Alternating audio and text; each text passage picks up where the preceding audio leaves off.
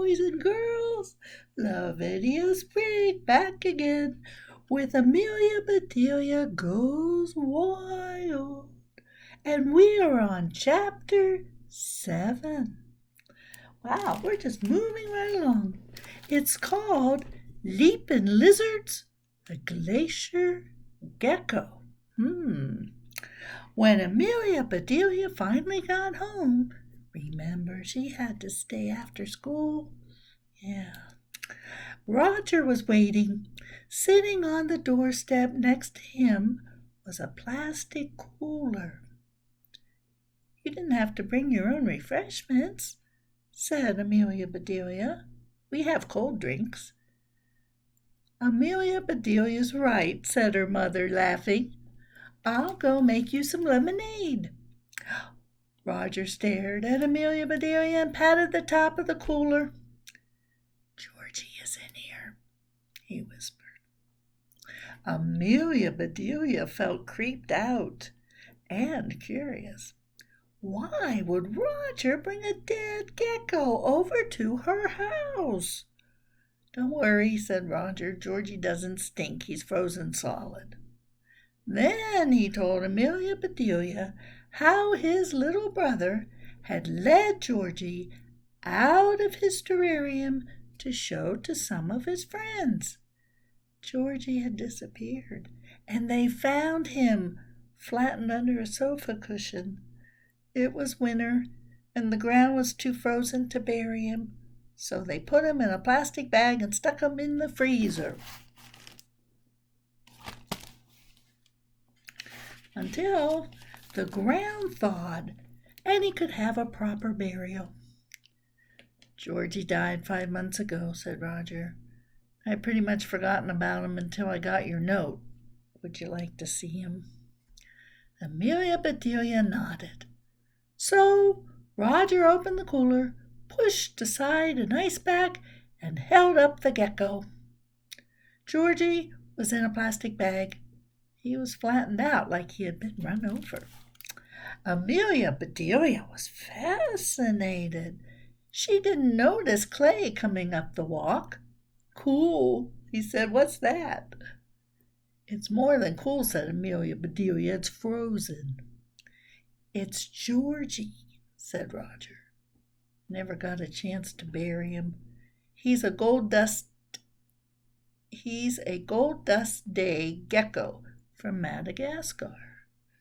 Amelia Bedelia didn't know what to do. She had imagined having a zoo, not a museum. "This is amazing," said Clay. "We can make a sign that says he's a reptile, and that even though the word dinosaur means terrible lizard, he is not a dinosaur."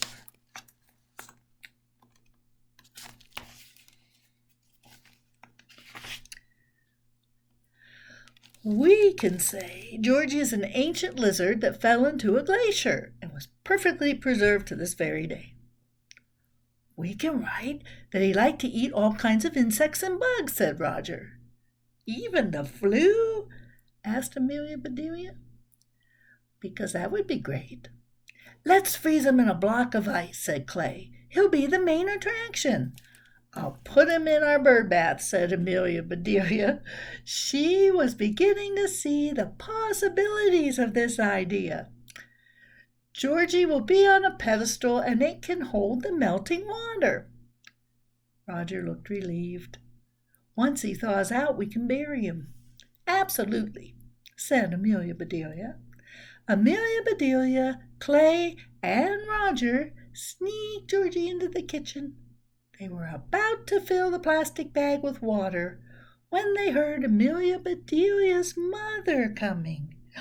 They resealed it and tucked it into the back of the freezer behind a bag of frozen peas. Do you think the mother will see it? Think she'll be happy? That night, everything for dinner was fresh, so the freezer door stayed shut. Amelia Bedelia had already told her mother why she had to stay late for school, but During dessert, she had to tell her father, too. "You want to build a zoo?" asked her father. "With real animals?" "Just pets," she replied. "Like Finally, and Joy has a rabbit, and Penny has a mouse. Lots of kids in my class have pets. Plus, we'll probably use some stuffed animals." "You started to tell me the other day, didn't you? So that's why that snake was in our backyard?" "A snake? In our backyard?"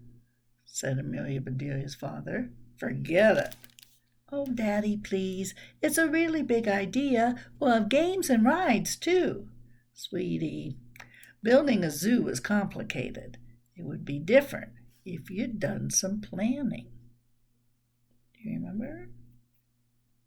Amelia Bedelia excused herself and ran to her bedroom. She returned with her notebook. She showed her parents the plan for her zoo. It included everything from the rope swing entrance to the bird bath glacier display. All of the animals and exhibits were organized into habitats. Oh, remember?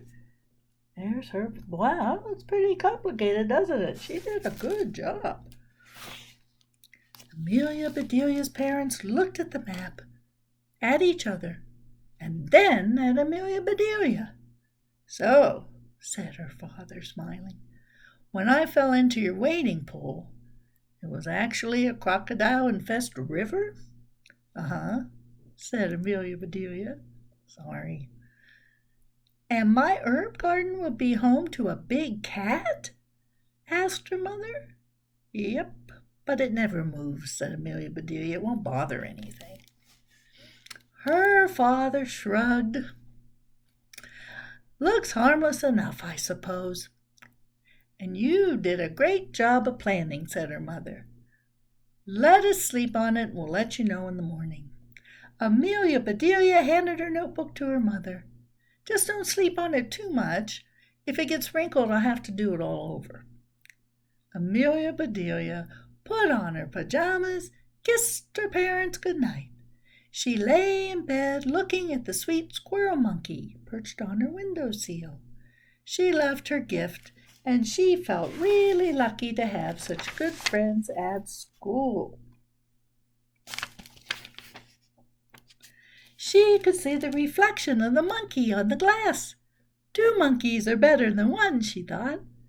She was about to turn off the lamp when she noticed that her monkey had lost his reflection. "That's odd," she thought. Then Amelia Bedelia's own animal instinct kicked in.